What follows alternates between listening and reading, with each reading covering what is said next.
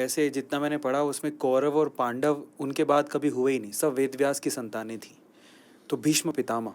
भीष्म पितामह ने अपने पिता के लिए बहुत बड़ा वचन दिया है, उनको खुश करने के लिए, उनकी मांग पूर्ति करने के लिए।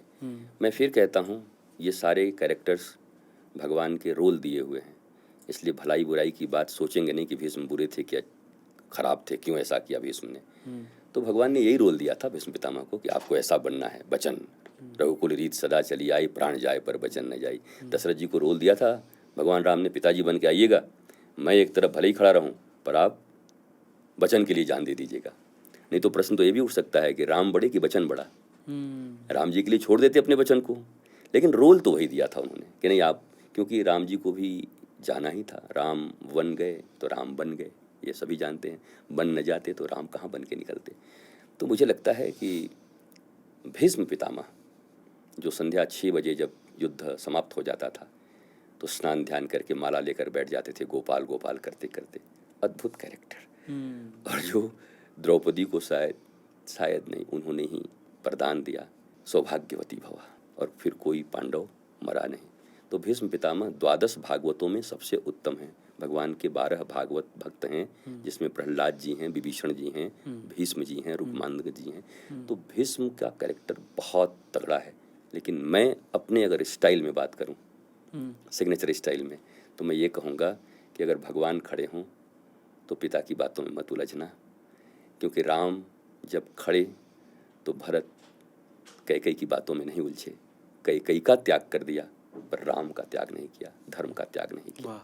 प्रहलाद ने पिता का त्याग कर दिया पर धर्म का त्याग नहीं किया। और बलि ने गुरु का त्याग कर दिया पर वामन भगवान का, ठाकुर का त्याग नहीं किया। राक्षसों के गुरु थे शुक्राचार्य, बलि ने उनका त्याग कर दिया। बोला मैं मध्य बोला ये कैसे गुरु हो जी, गुरु तो सिखाते हैं भगवान को सब दे दो और आप मना कर रहे हो, तो आप ही को छोड़ देंगे आज। तो उन्होंने गुरु को भी छोड़ दिया पर भगवान को नहीं छोड़ा।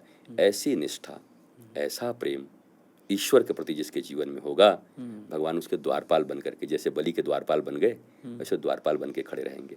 तो ये बहुत बड़ा रोल है भीष्म का, भीष्म पितामह का। भीष्म प्रतिज्ञा, और वो युद्ध में भी कैसी सुंदर सुंदर उनकी स्तुति करते हैं, इतिमति रूप कल्पिता वितृष्णा, हरीश ठाकुर जी। और अंत में जो उन्होंने बोला है वो जरूर सुनना चाहिए। भीष्म कहते हैं अपने जीवन के अंतिम क्षण में जब जा रहे हैं तब, कि ठाकुर जी मैं जा रहा हूँ, मेरी एक बेटी है, उसका विवाह करना था। वो सब चौंके, अरे तो भीष्म पितामह ये तो आजीवन ब्रह्मचारी थे, बेटी कहाँ से आ गई इनकी? तो बोले बेटी, पुत्री?